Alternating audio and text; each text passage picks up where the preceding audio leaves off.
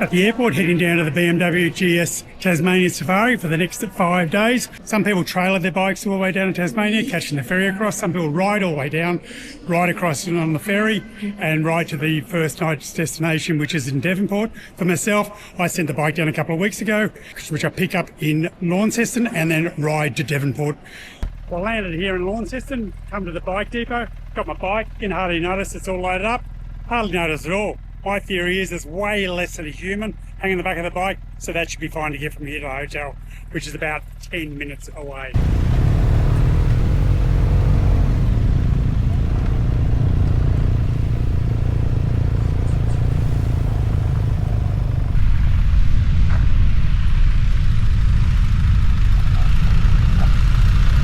The BMW Safari team put on a 2-day training, so it's great for people. It's their first time, it's fresh meat. Other people have been on a bike for a while since the last Ferrari, come along and get their techniques up and get their head into the game before a big 5-day safari. Yeah. Looking good? Yeah. They're more attractive in a helmet. Got to hit the radio when you're doing it. The two master trainers in action. Here we have Boothie and Chris. Not exactly sure what they're doing in this demonstration. I wasn't quite there for that. Anyway, play on.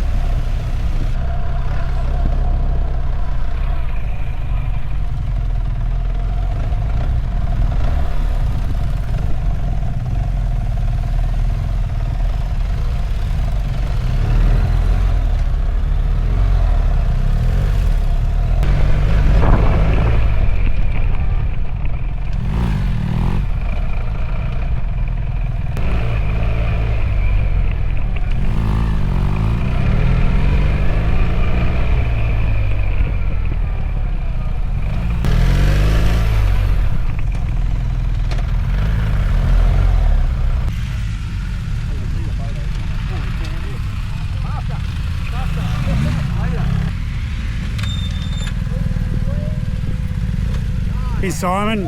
He hasn't done a few rides since the last Enduro. It's always good to come and do a bit of a practice. It's a perfect example of how you pick up a GS. You turn the handle over on the side, get in the extreme of it, bend the knees and lift it up. Having friends is also a bonus. That was good right up until it wasn't.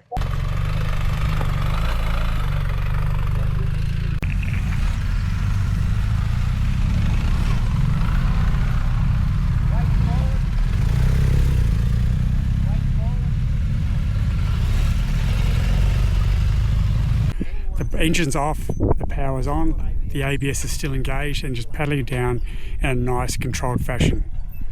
It's all about control and safety. So Chris has actually bought my old bike. It's tragic to see him riding it around. It's a bit like when he had this lovely relationship with a girl, had some really quality special cuddles, and then she's with someone else and you just know they're not quite getting serviced or treated as well. That's how I feel when I see Chris with the bike. This is a perfect example of being in a situation where you need better mates. Or harden up. So the day before every safari we have registration. The boys all line up, as you can see them all line up here. Get the little bag, it has their bike number on it, a few other little trinkets, other little knickknacks, a bit of merch. And then tonight we have the briefing.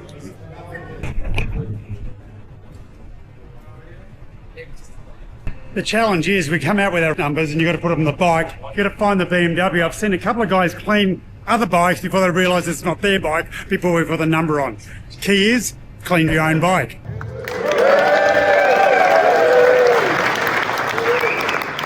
First safari actually came to Tasmania in 2004.